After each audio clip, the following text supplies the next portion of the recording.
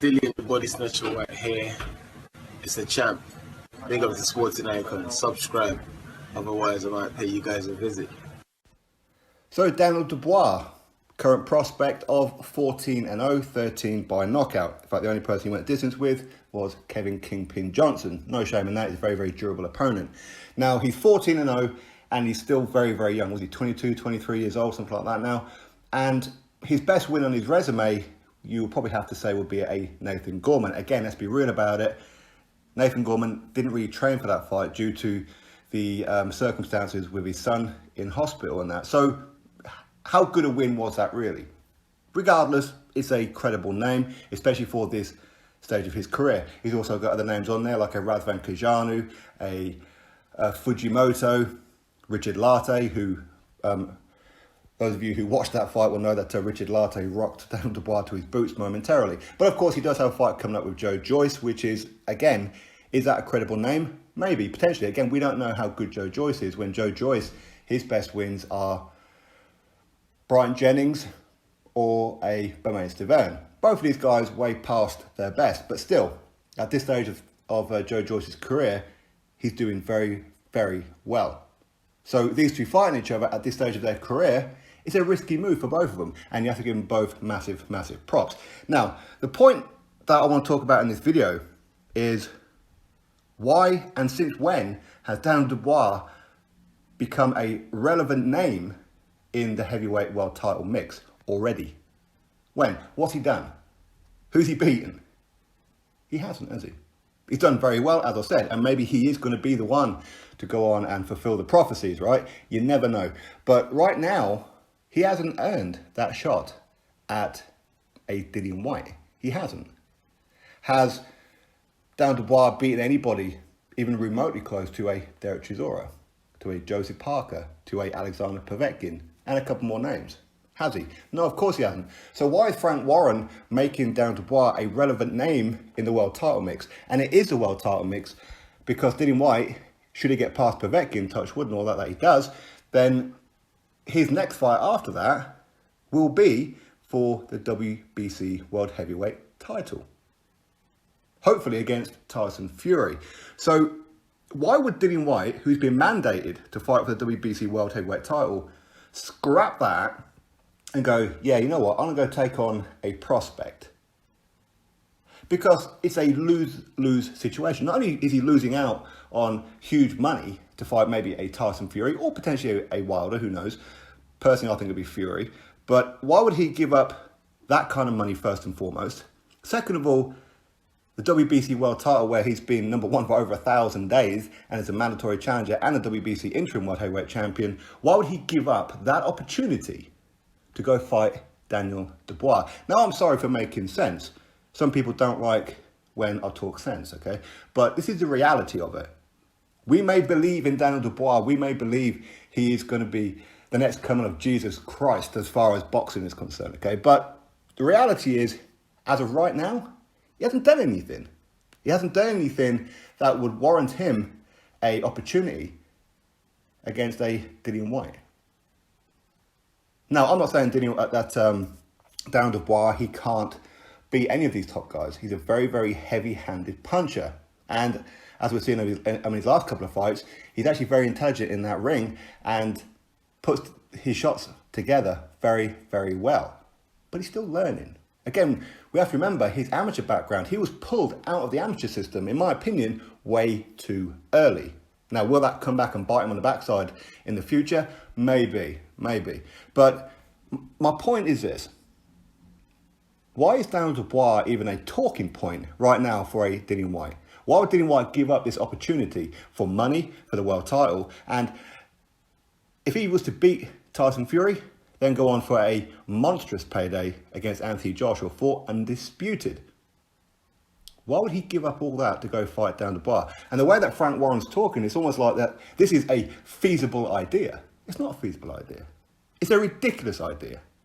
It's madness is what it is. There is no way in hell that Dillian Whyte would do that. And if Dillian Whyte did do that, I'll be one of the first people on the phone FaceTiming him going, are you off your treehouse? What's wrong with you? Because that's just madness.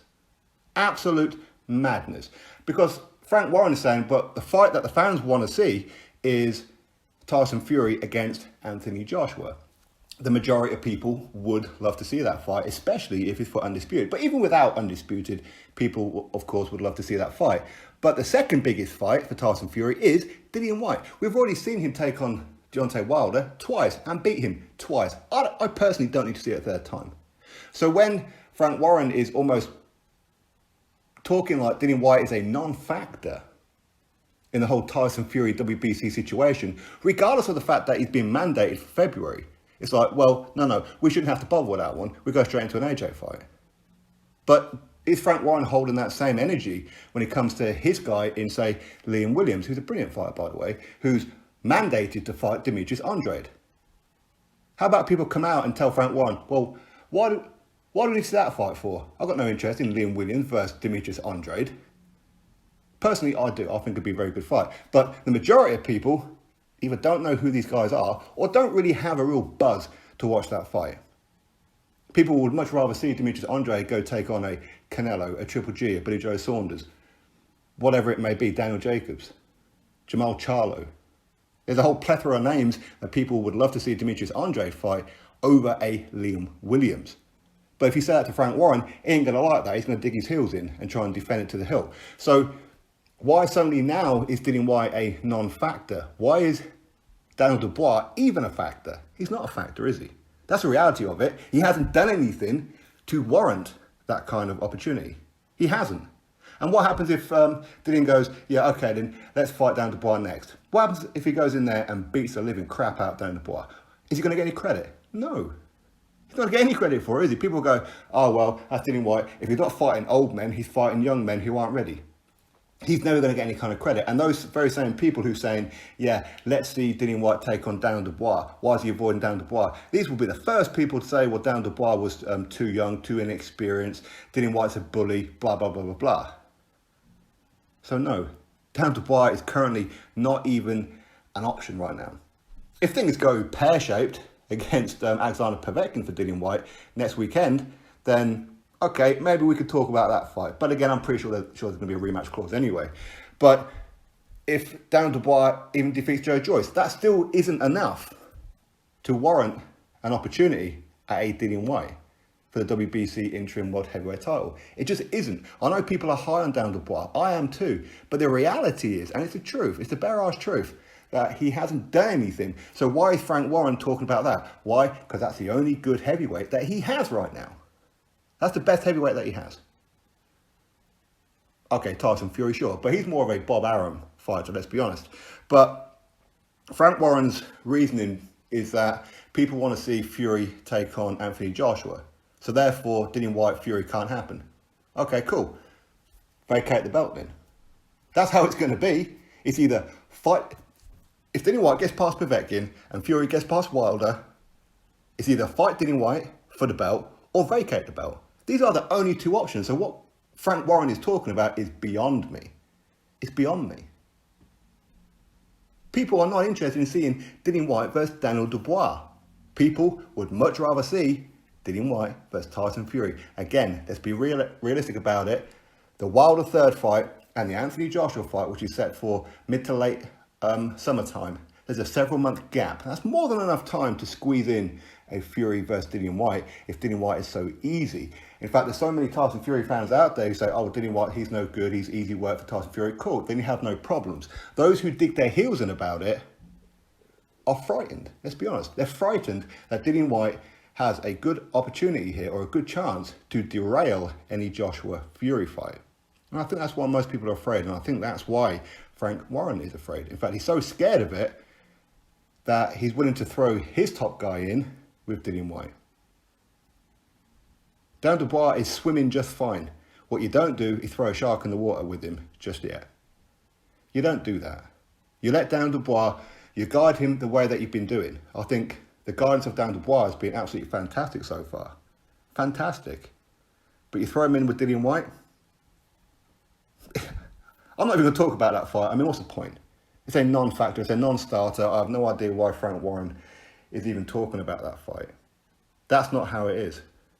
If Fury beats Wilder, Dillian beats Povetkin, It will be Fury versus Whyte for the belt. If not, then vacate the belt. That's the only options, isn't it? I know people don't want to hear it. People say I'm a Dillian Whyte fanboy. Those who call me a fanboy of Dillian Whyte, well, you're probably a fanboy of Tyson Fury. Have you ever met Tyson Fury? Do you have phone calls with Tyson Fury? Do you have private phone calls? No, you don't. I do with Dillian Whyte, so therefore I have every right to be biased, more than what you do. But bias or not, the reality is Fury Whyte, Daniel Dubois, is a non-starter. He's a non-factor in this whole heavyweight division right now when it comes to the top guys. In a year or so's time, different conversation maybe. Why don't we see Daniel Dubois take on a Derek Chisora? If he was to get past Joe Joyce, let's see him in there with Derek Chisora. Let's see him in there with a Joseph Parker. Again, they're all cross promotions, aren't they? These guys are with Matchroom, so why not? Anyway, that's my thoughts. You drop me yours, click thumbs up, subscribe. Catch you all in the next video.